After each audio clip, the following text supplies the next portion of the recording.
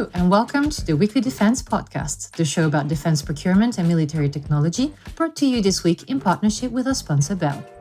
I'm Alex Valenti, your host, joining in from sunny France, at least at the moment. And once again, joining me today from the UK are Air Editor Tim Martin and Senior Naval Reporter Harry Lai. Hi, guys. Hiya. Hey, Alex.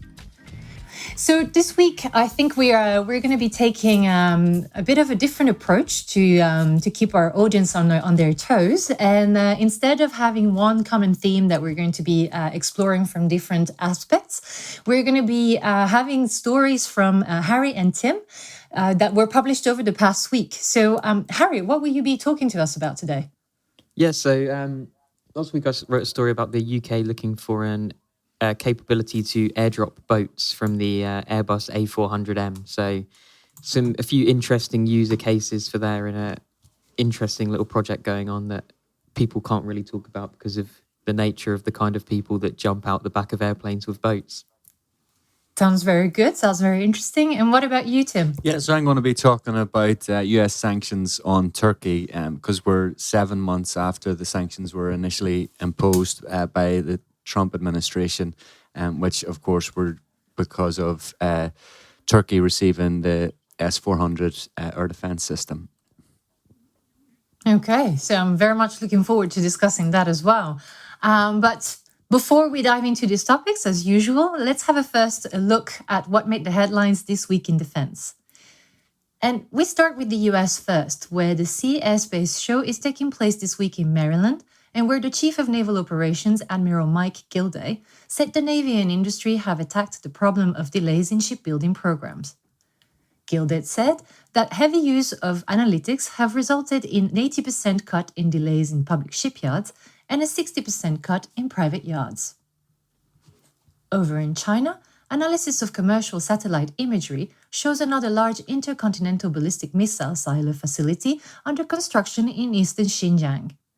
This followed news in July of a similarly sized facility in Gansu province. Together, these developments reflect a massive and unprecedented investment in China in intercontinental ballistic missiles. And closer to home, the UK has joined a growing group of nations that are dedicating more resources to the space domain. The new Space Command, which officially opened on 30th of July, will oversee assets such as the UK Space Operations Centre, RAF Flyingdales, Skynet, and more. This news follows from the announcement last month of Germany's newly established Space Command. And this concludes the headlines from this week. It's now time to discuss a couple of interesting stories from Harry and Tim that they've introduced to us at the beginning of the podcast. So let's start with your scoop, Harry, about a new kind of boat airdrop capability for the UK. What's the background to this story?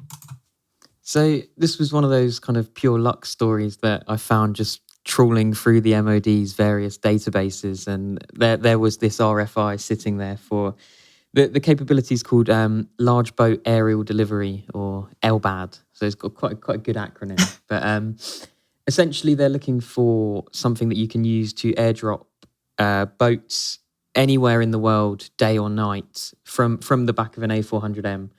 And so we're looking at boats here of 8.5 to 12 meters in length and between 3,800 to about 12,000 kilograms. So kind of large ribs, or one boat that would fit the bill is the Royal Marines offshore raiding craft, so which can fit kind of 12 Royal Marines on it and various guns. And there's a few possible users for this kind of system. So obviously you've got the special forces, so like the SBS, and they obviously have a need to be airdropped wherever the need is in the world and covertly go where they need to go.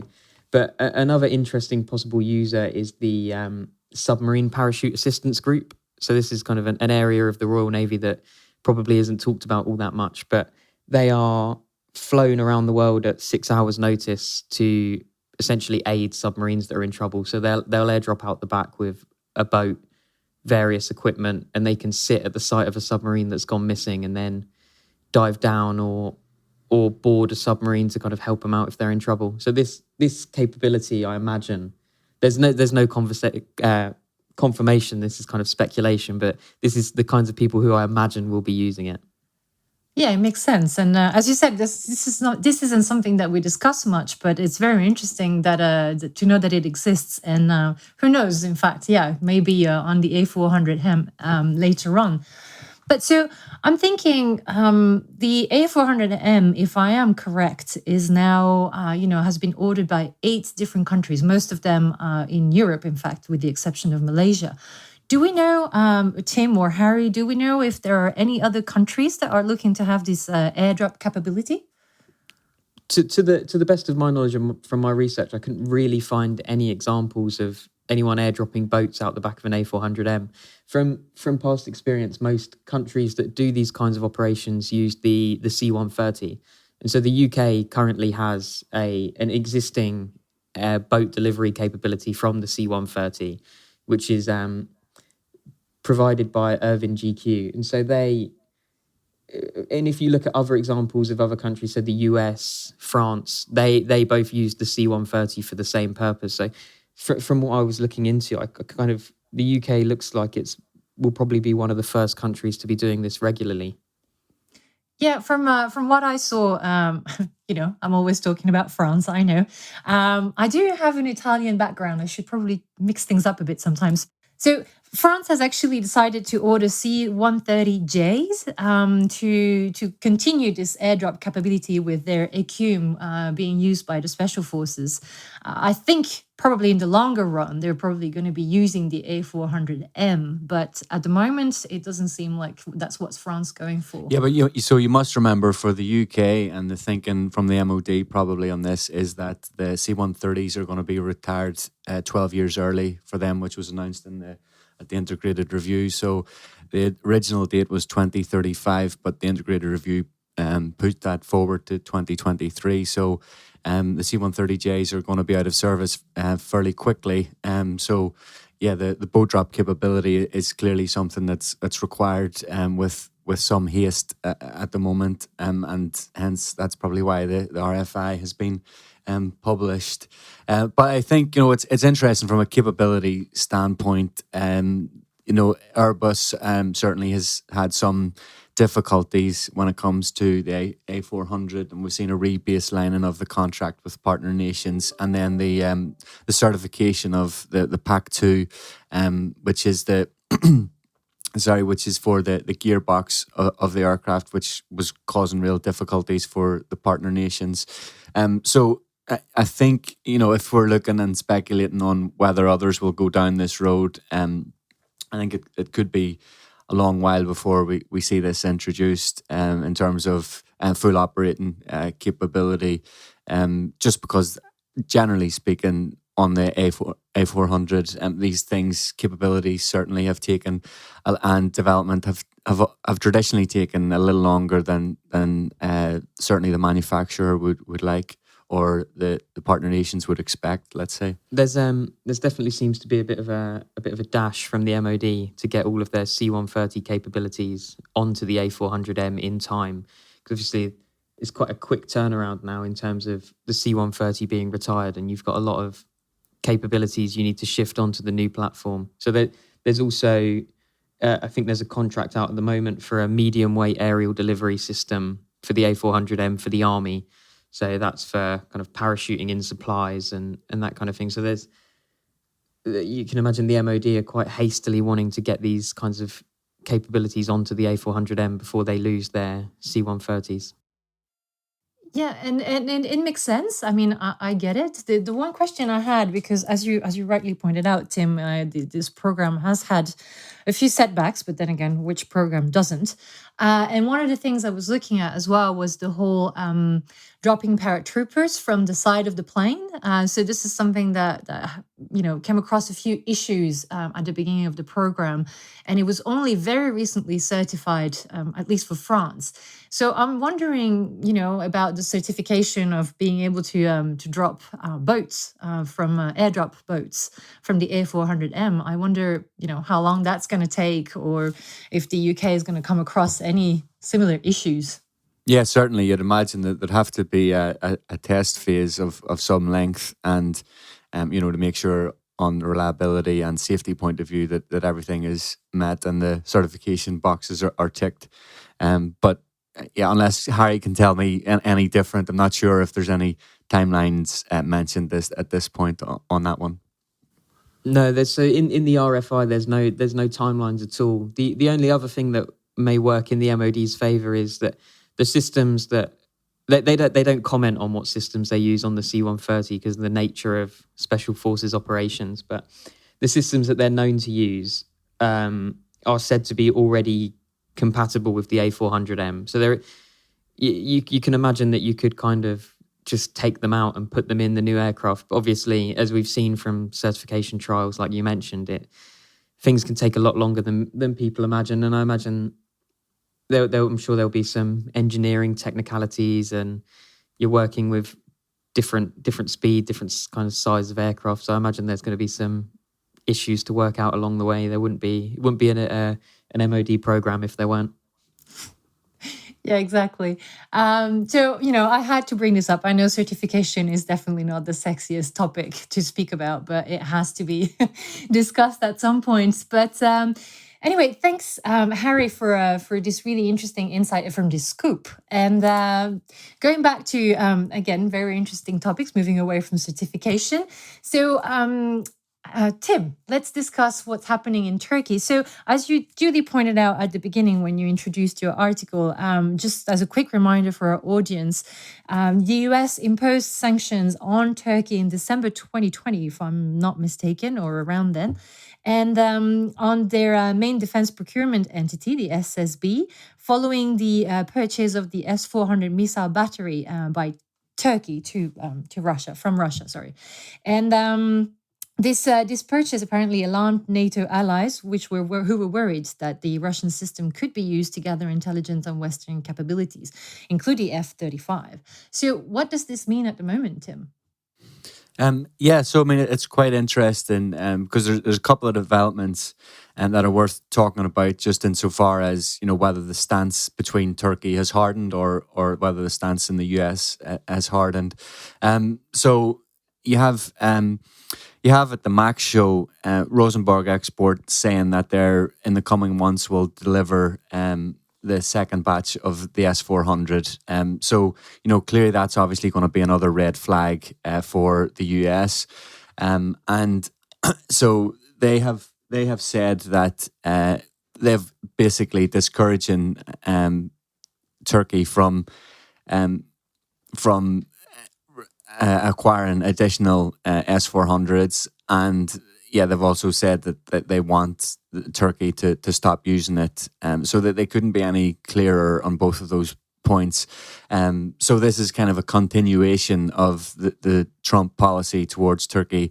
When it comes to S-400, we already know what it's cost Turkey in terms of being removed from the Joint Strike Fighter program, and the order for 100 F-35As has also been cancelled. So that's quite serious. But from the Turkish perspective, they've always kind of said that the argument has traditionally been that they would use the S-400 in a standalone manner, and so that has been kind of highlighted to suggest to NATO and the US that, don't worry, that any of the fears that you have around the S-400 being used to look at classified information potentially from the F-35 or Russian operators training Turkish military personnel, that those types of difficulties, that they would never come to pass. That has never convinced the US or NATO allies that would be the case. And actually, I think bottom line is that from the US and NATO's perspective, the fundamental concern is that potentially the S-400 pretty much makes the most expensive and most capable fighter aircraft arguably ever produced vulnerable to attack. So you can understand the serious nature of all of this and why the US have imposed the sanctions, and so basically from all that's current, or at least from the perspective of the US at the moment, they're not going to budge.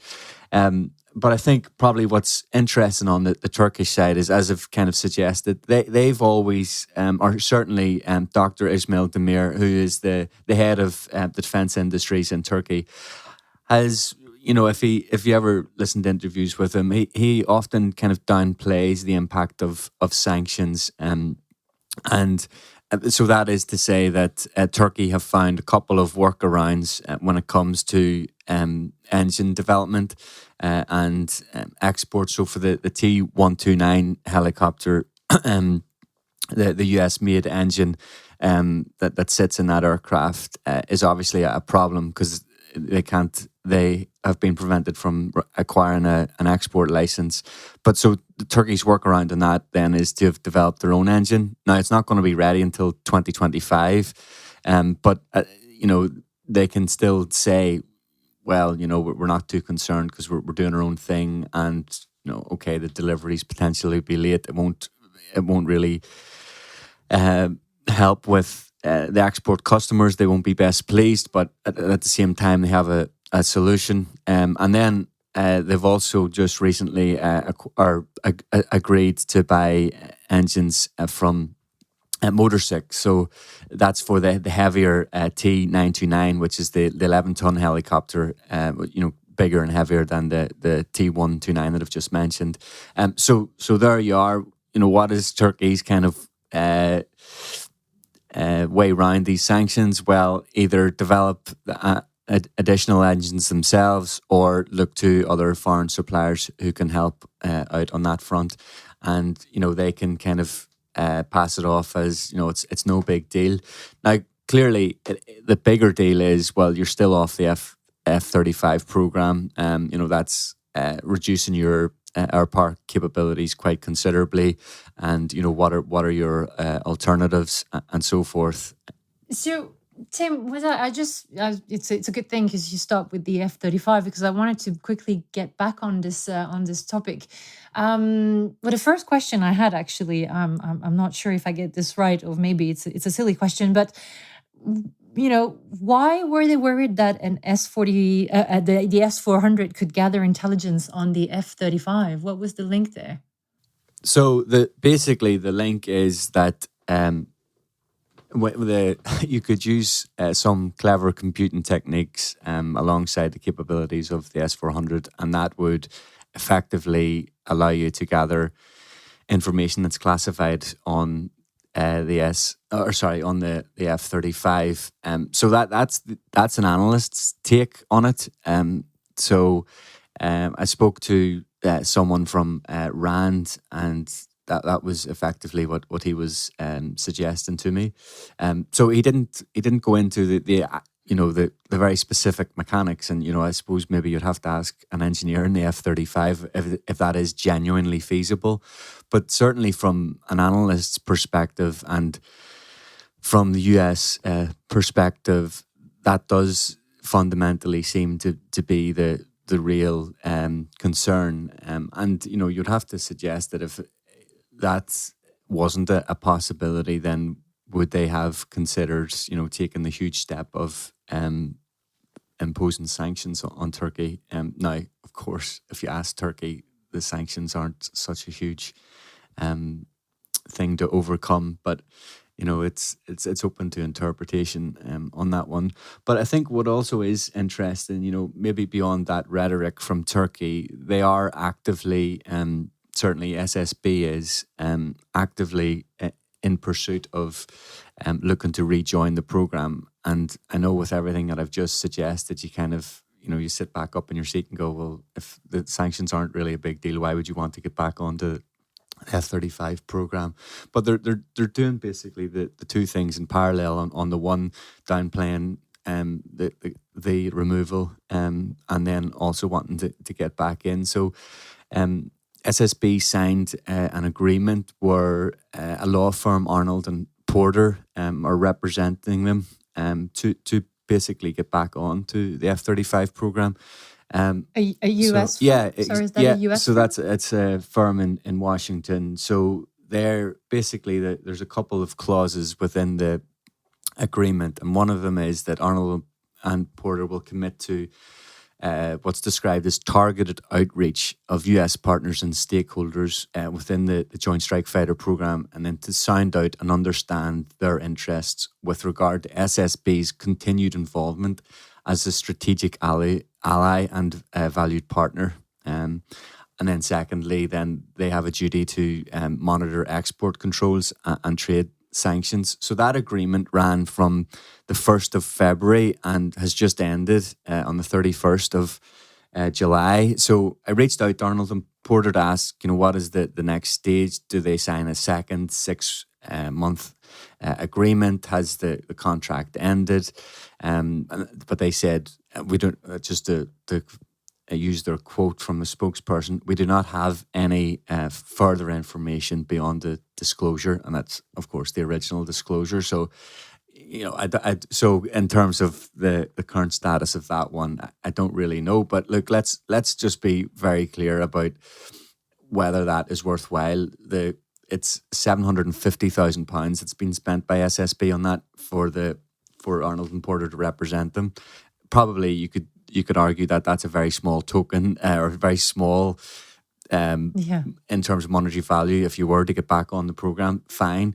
But as I've just said, Rosenbauer Export at Max have said that the another batch of the S400 is coming to Turkey in the next couple of months, and the S400 has already been tested in the Black Sea.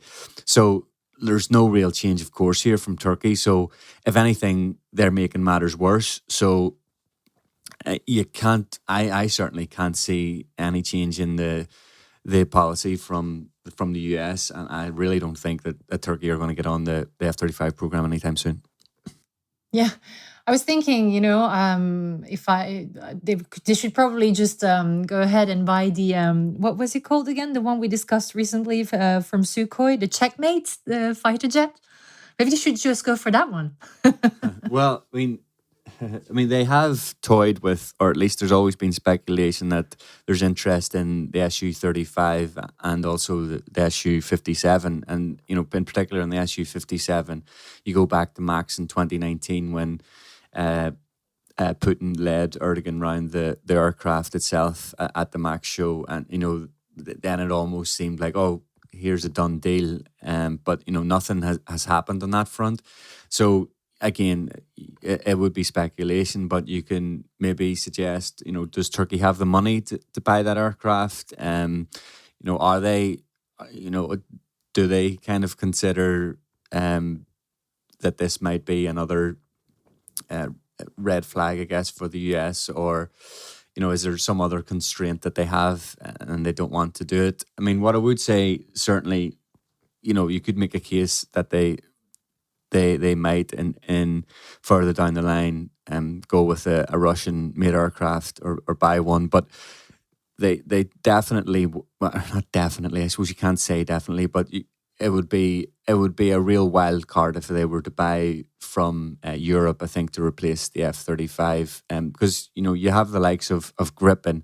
Well, Saab don't have an active sales campaign with Turkey, and then the engine is General Electric engine that's in Saab. So, if that was to be exported from Massachusetts then to Saab and then obviously beyond then to Turkey, you would probably think that Congress would intervene or at least raise the matter. And, as the analyst was saying to me, there's a very anti-Turkish sentiment within both parties in the US and on the Hill. So, there's all sort of complications on that front as well. I've yet to hear BAE or Dassault mention Turkey as a potential buyer of Eurofighter or of Rafale. So, that doesn't look to be a strong business case, or those don't look to be strong business cases either. So,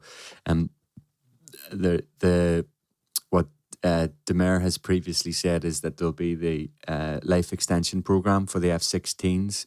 So that's moving the life cycle and flight hours from, if I'm not mistaken, about 8,000 flight hours to 12,000. So, I mean, that's kind of a modernization plan, but you still need something in addition to perhaps the F-35. So, who knows what's coming down the line. Obviously, they have TFX in development as well. But again, slightly, which is to be a fifth gen capability, I suppose. Yeah. I guess we'll have to see. Only time will tell. So, of course, as usual, we'll keep our audience posted if we find out more, or if Harry, in his trolling of the websites of the MODs, finds out more information as well.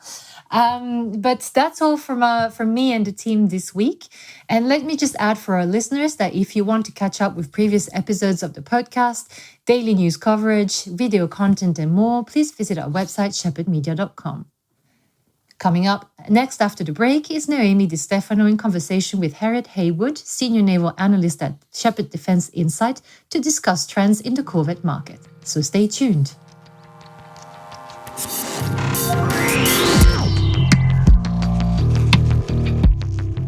This episode of the Weekly Defence Podcast is brought to you in partnership with Bell. To learn more about the latest developments of the Bell V280 Valor and the generational advances it is bringing to the US Army, you can visit bell.co/Team Valor. Bell has the right team and the right technology, right now.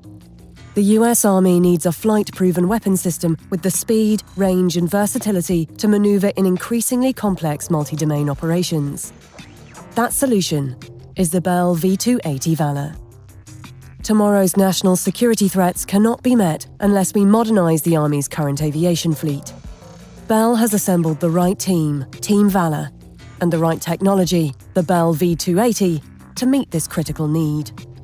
Bell is redefining tomorrow's battlefield with operator-driven engineering solutions and demonstrated performance, reducing risk and improving lifecycle maintenance costs. Able to deliver on the US Army's modernisation requirements, Team Valor and the V280 is ready now. Learn more about the V280's revolutionary performance by visiting bell.co/FVL. And welcome back to this second part of the show with me, Noemi Di Stefano, and I'm also joined by Harriet Haywood, Senior Analyst for the Naval Domain at Shephard Defence Insight. Hi Harriet, welcome back to the show. Thank you for having me back. Now, Harriet, last time you were on the podcast a couple of months ago, you talked about an often overlooked element of naval procurement, and you were talking with Richard Thomas about offshore patrol vessels, market trends of these platforms, procurement gaps, and so forth. But today we're going to look again at another perhaps overlooked platform, but this time we're looking at Corvettes. And in one of your most recent analysis, you mentioned that not everywhere in the world the Corvette market is riding the waves, let's say, but has been a bit of bounce back. However, there are countries which are expressing a need for this fast attack type of vessels. So I'm interested in knowing why some countries need it and some maybe could do with less of them or with none of them. And I wanted to ask you what factors are influencing the requirements for corvettes for navies worldwide, and what should countries procure them for? Okay, so really, the Corvette market comes down to specific requirements. They are heavily impacted by the type of customer looking to procure a Corvette. The market share comes down to the role and the intention of the vessel. So not every navy requires Corvette capabilities, especially when frigates and OPVs often overlap in use. So the primary role of a Corvette really is coastal patrol and fast attack purposes. They are a multifunctional platform that offers a relatively cost-effective vessel capable of fighting minor wars and supporting large fleets. So we've got certain areas who are really heavily involved in procuring Corvettes at the moment. We have to look at the Middle East as one example. They're buying an awful lot, spending a considerable amount on it. Europe too is interested in Corvettes, and especially Asia. But you've got other countries who aren't buying them or don't seem to be taking interest. So South America, we're really seeing very little in way of any interest in the Corvette market. They tend to be more focused on procuring OPVs at the moment. And when it comes to North America, they tend to have platforms that have that role, but they're not necessarily called Corvettes. So they've got cutters, which are operated by their Coast Guard, which tend to do that coastal patrol and fast attack type operations, in which case they have a totally different name. They're going to call them a cutter, not really a corvette. They're pretty much the same thing most of the time, but they're not being run by their navies. We were going to look at the countries that are procuring more of these platforms, but before we go there, can I just ask you, apart from South America, are there any other areas of the globe where the procurement of corvettes doesn't fit anymore with the country's modernization or the navy's needs in general? Yeah, I mean, you don't really hear of corvettes being bought in South Africa. Not you hear much about them in general. The only sort of country in Africa that tends to be buying a corvette of any kind, and certainly if you look at Africa as a whole, will be Algeria, and they're buying one single corvette from China.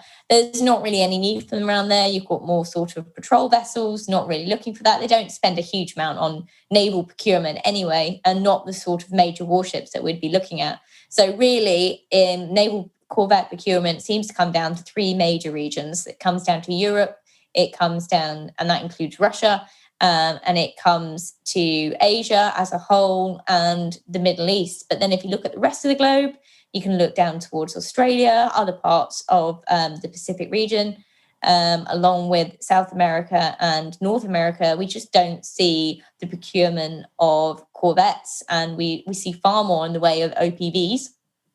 So the countries that are not looking at the procurement of corvettes, are they investing in alternative platforms, or are they just going without any similar platforms to this one? Well, one thing we have noticed is actually the market for corvettes seems to be decreasing. The role of a frigate is widening, the same with an OPV. Both of these platforms have such wide-ranging capabilities, wide-ranging functions. They're increasingly multi-role, modular, and really it's squeezing that gap in the market where a corvette might be useful. They are now being very limited into that coastal patrol type role. And when you've got, very easy to procure, easy to build, very functional platforms like an OPV or even a frigate down into that market, it's just squeezing that gap that a corvette would fit. So there are certainly these countries that aren't procuring corvettes. They are almost certainly buying offshore patrol vessels, and most of them frigates as well. So if you're buying a frigate and an OPV, you often find that they don't have a need for a corvette. We, look at the Royal Navy, they don't operate corvettes. You can look to the US, they've got a number of destroyers, they've got building far more in the way of OPVs to come, but really only the Coast Guard has some form of vessel that mirrors the role of a corvette. They're just not really needed when you are buying frigates and OPVs as a whole. So in the next 10 years, then, is the market for corvettes in the regions that you just mentioned earlier, North America, Australia, some countries in the Asia Pacific and Russia and so forth, or is maybe likely to change? Well, it's almost difficult to predict whether some countries are going to procure them or not. If you look, for example, at South America, they do operate corvettes. They do have corvettes, and they are coming to the end of their service lives in the near future, but they don't have any plans to replace them. And when they do have plans to replace the corvettes, they're simply buying OPVs instead. If you're looking towards Russia, there is always ongoing procurements for corvettes. They're a very popular platform in the region. But there's no plans in the works for other regions like Australia on this to buy corvettes at all. They're certainly going down the role of OPVs. Asia, we're seeing significant spending when it comes to, if you look at the global outlook, they're spending very similar amounts to what Europe are on corvettes. But if you look at the size of Asia as a region, it's not a huge amount of countries procuring them, because they've got that role of, well, actually, do you just simply buy an OPV or a frigate that has that role and capability? Whereas some countries, Europe, we're seeing a slight rise in corvettes. We're seeing more procurements. They found that gap where it's needed. The Middle East, and if you go down towards the Mediterranean, this is where the use of a corvette certainly comes in handy. So I think this area here is where we'll see future procurements, because this is where the vessel certainly serves a purpose, and it's got that capability to act as a warfighting coastal patrol vessel in areas where it's certainly suited the environment. The Middle East is buying a significant amount of corvettes at the moment. Now, the only thing is with the region there is, because they're going for such a large-scale modernization at the current time, by the end of the next decade or so, they've renewed their fleets. They've got their new Corvettes. They're not going to be looking to procure any replacement ones or any further platforms after that. There are currently options on some contracts to procure additional Corvettes, but really we don't know whether they're likely or not. They may be procured, but also the supplier in those regions is already selected. And I just wanted to focus a little bit on Russia because when I read your analysis, it just kind of caught my attention because you mentioned that Russian spending on Corvettes and the number of platforms is increasing significantly. But you also mentioned that there is some skepticism around this. Why is there this skepticism? Why does it look weird that Russia is investing on this platform? I mean, Russia has always invested in Corvettes. It's a very popular platform, but they've also done very well on the export market in the past on these vessels. There's a number of sort of 1980s type Corvette platforms all over the globe. Russia still operates them. And they do have plans for a number of Corvettes. They are a very affordable, very useful platform for Russia. And they've increasingly been procuring Corvettes where the budget has been tight to procure the major warships that they are so desperate to buy. And they are increasing their spending. They are trying to still play a major role. And they are one of the biggest spenders when it comes to naval procurement. But the only thing is they do have these plans. And one of those vessels, if we look at the Turkish class Corvette, they've got plans to build up to roughly, reports say 30 of them. And this has come down because if you look a couple of years ago, the plans were, say, for around 40 of these platforms. But they've also got different variations of this platform in different designs. They say, well, we might want 12 of this design and 9 of this. But they still say they've got 30 for another platform. And you go, well, of those, which of those platforms is confirmed? Or when you say you want the Turkish class Corvette, do you mean the first variant you came out of where you said you were going to procure 30? Or is it the second variation where you said you want slightly less of them, say you want 15 of them?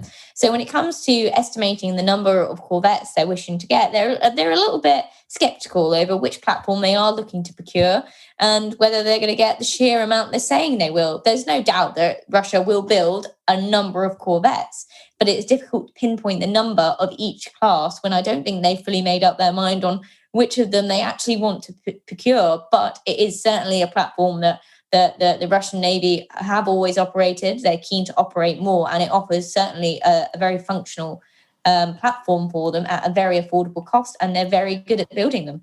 But you mentioned exports, so do we know to which countries they are exporting to? What is their target geographically for exports? This is the thing that's coming. It's difficult now to pinpoint where Russia would export their platforms. In the past, we do have Asia always used to be a strong market for where Russia could look to export their Corvettes. Now, the problem is now Asian countries are building their own vessels, they're building their own Corvettes, and they are replacing aging Russian equipment with their own indigenously built platforms. So suddenly there's not so much of a need for a Russian exported platform like there used to be. And we've also got countries increasingly looking to buy Corvettes from the likes of China, who have only just broken into that export market with a Corvette platform. And we're starting to see more major Russian platforms sold towards Africa and the Middle East as well as Asia as well. So it's sort of a market that's changing, where we would have got typically Russian Corvettes because they were so popular and so easy to build, and there was also a number of second-hand platforms.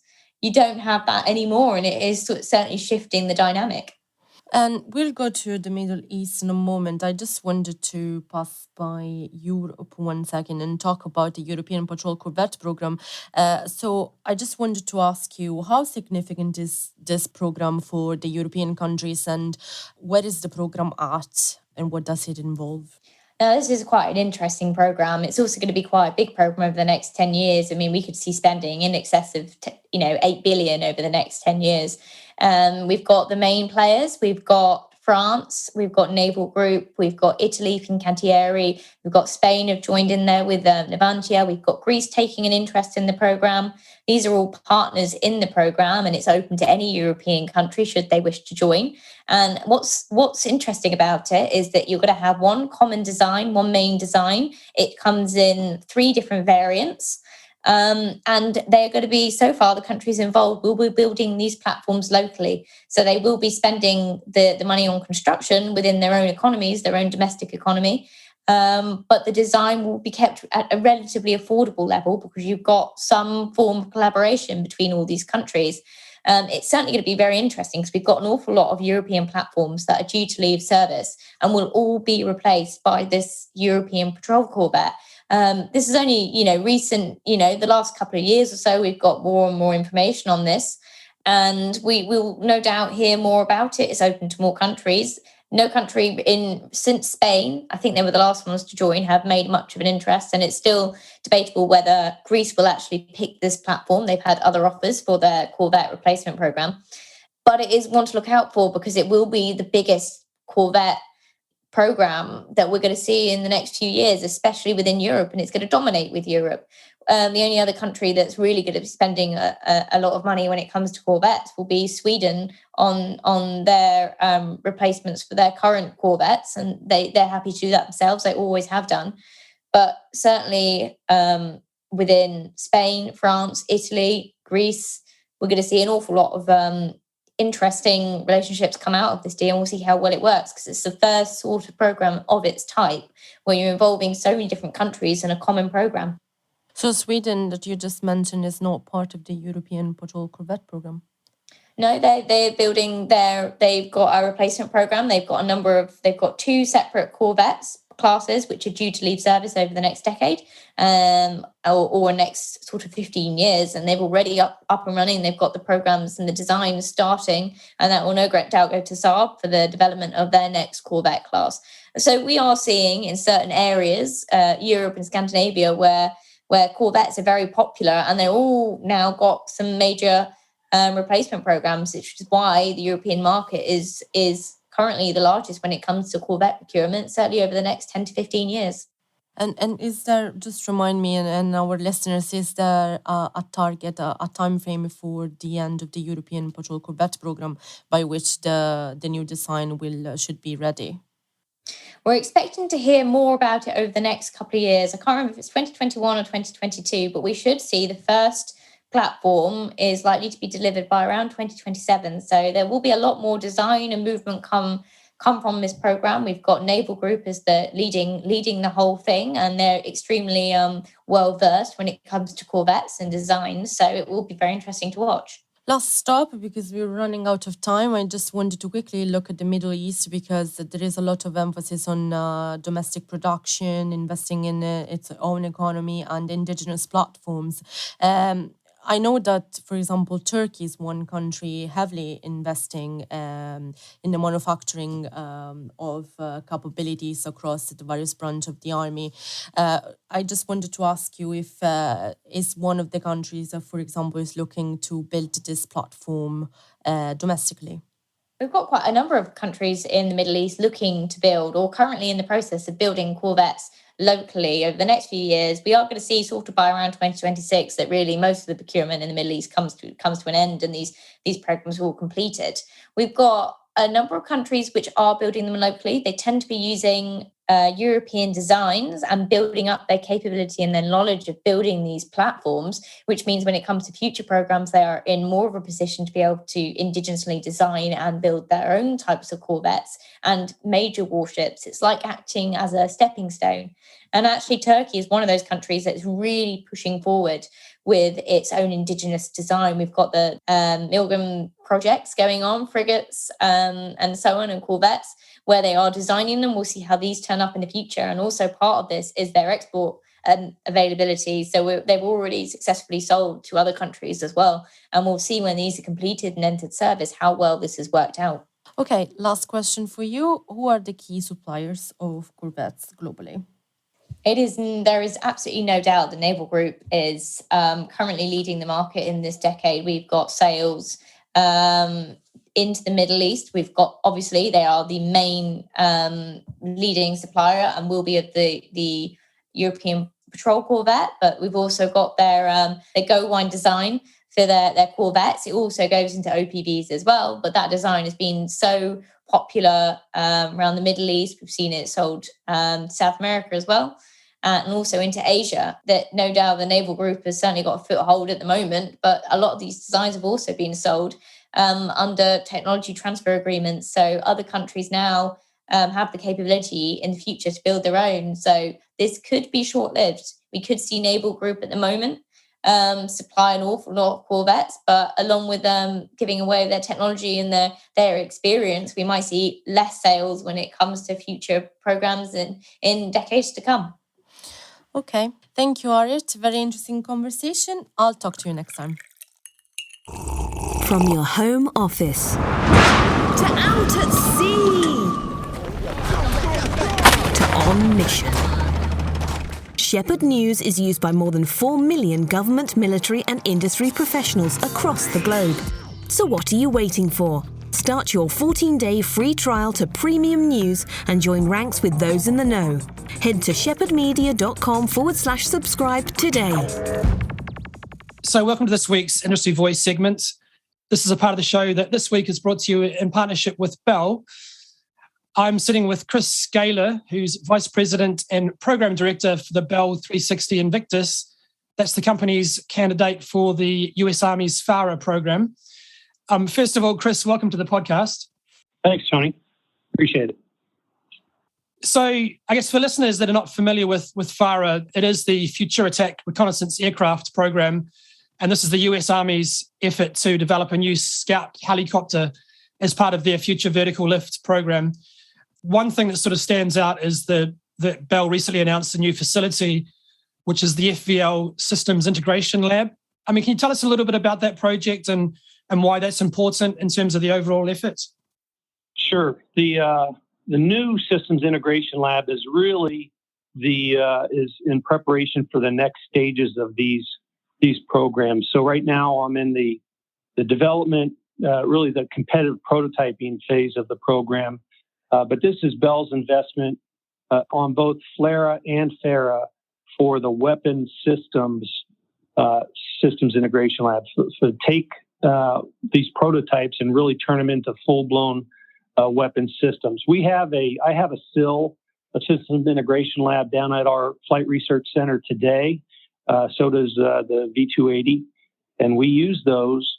For example, like when I was on V280, we use that to check every aspect of the flight control, from the pilot in the cockpit, where there is a cockpit, through the flight control computers, through the hydraulic systems, the actuation, the electrical systems. All of that is really an aircraft, our first aircraft zero that we fly, and in those systems integration labs, we're able to do fault injection testing and to really put the aircraft through its paces and to explore emergencies and other issues there without putting the pilot or an aircraft at risk.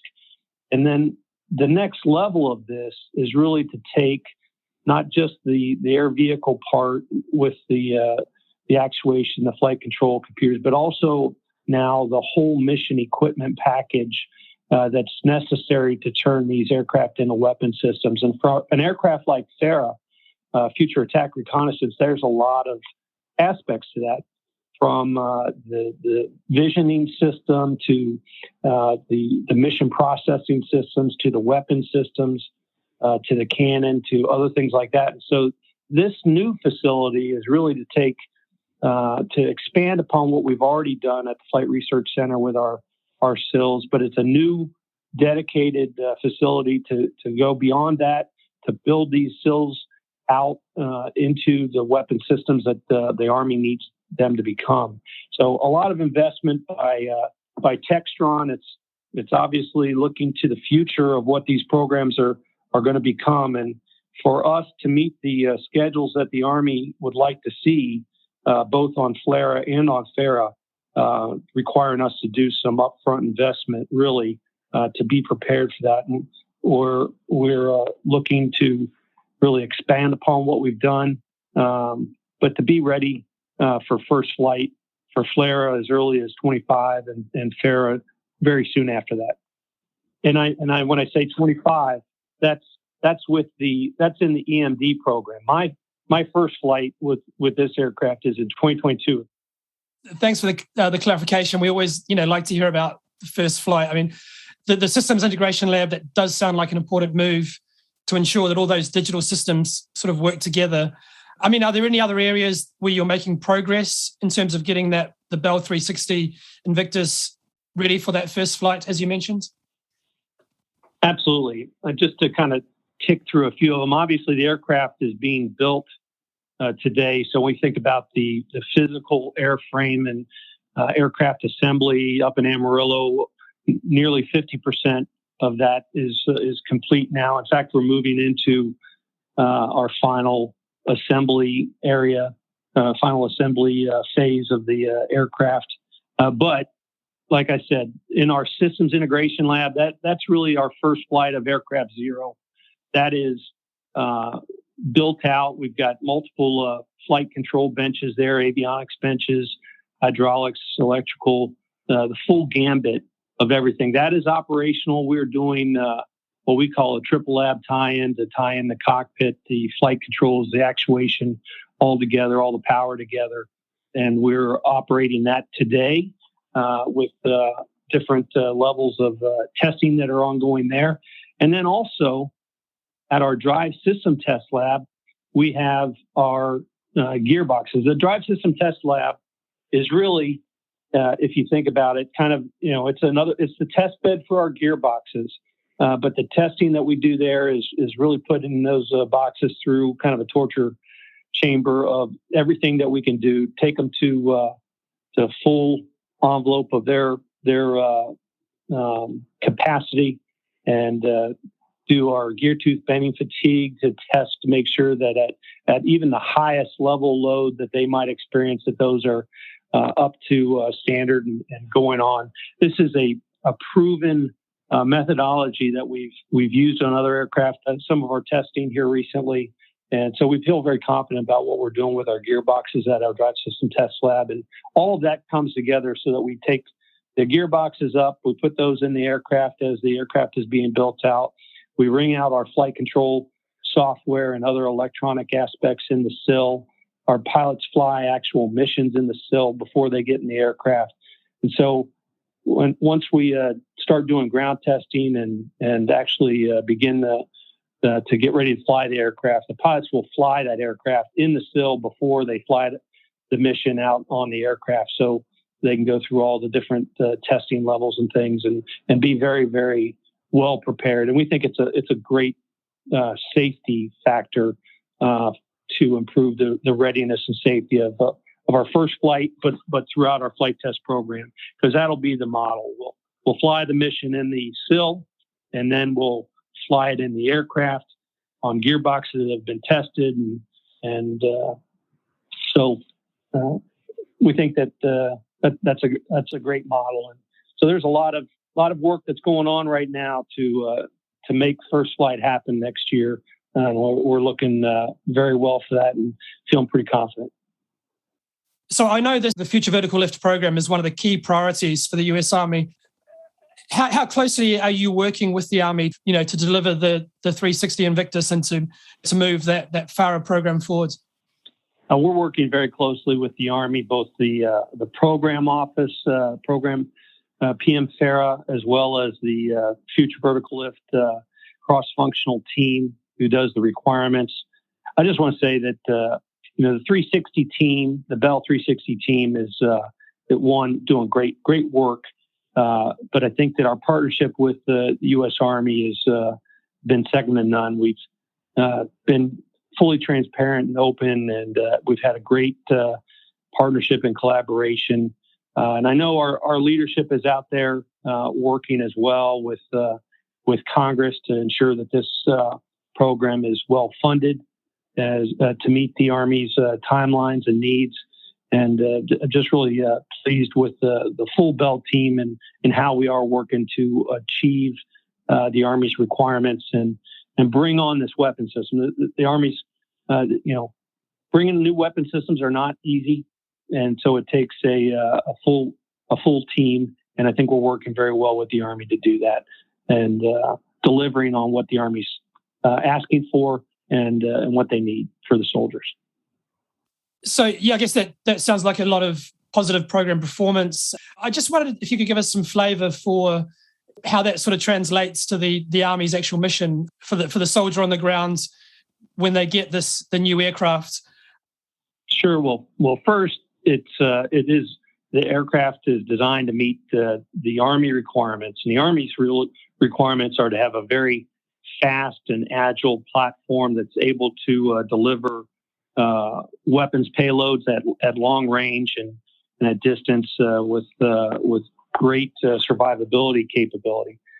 For the soldier that is either piloting that aircraft or the soldier that is maintaining that aircraft, certainly the maintainer is going to see a reduced workload based on many of the design enhancements that we've done to improve reliability, to improve sustainability on these platforms. With our digital thread capability, they're going to be able to see basically a digital twin in their systems and know what exactly, in a smart system, this aircraft is going to tell them what is going on with that aircraft, but also reduce flight hour costs, reduce maintainability costs by increased reliability. So when I flew before flying a Kiowa Warrior, that was a very reliable platform. Compared to some of our other aircraft, that was very maintainable. We are really trying to have a very similar type of platform, one that is easily maintained by that soldier in the field, not needing additional capability or support to keep the aircraft up. So, and we think the pilots will like it as well, because it's going to be when you have high reliability, you get more training time. When you get more training time, you become more proficient. When you're more proficient, you're just able to do that mission better, and you feel more confident. And so we have confident aviators that are flying missions when our Army and commanders call. That's great, and we've got soldiers that are well trained on maintaining those airplanes, and it's well within their capability. I think that the soldiers are really going to enjoy those. And I've got a son that's a soldier, not in the aviation business, but out there. And I know that this kind of a platform will be the type of platform that would be able to go out and support his mission on the ground. And I feel pretty good about that. Excellent. I mean, that's a great note to end things on. To learn more about the Bell 360 Invictus and other company aircraft, you can visit bellflight.com. For now, Chris, thanks very much for your time. Thanks, I really appreciate it. This episode of the Weekly Defense Podcast was brought to you in partnership with our sponsor, Bell. As always, a big thanks to everyone who took the time of being with us today. For our listeners, if you enjoyed the show, please make sure you like and subscribe and leave a review on iTunes, Spotify, Google Play, or wherever you get your podcasts from. If you wish to know more about the market landscape of the defense sector, please visit shepherdmedia.com/subscribe and redeem your free trial to our premium news, where you can get international coverage of equipment innovation, company news, program updates, and more from our team of expert journalists. Until next week, thanks for listening.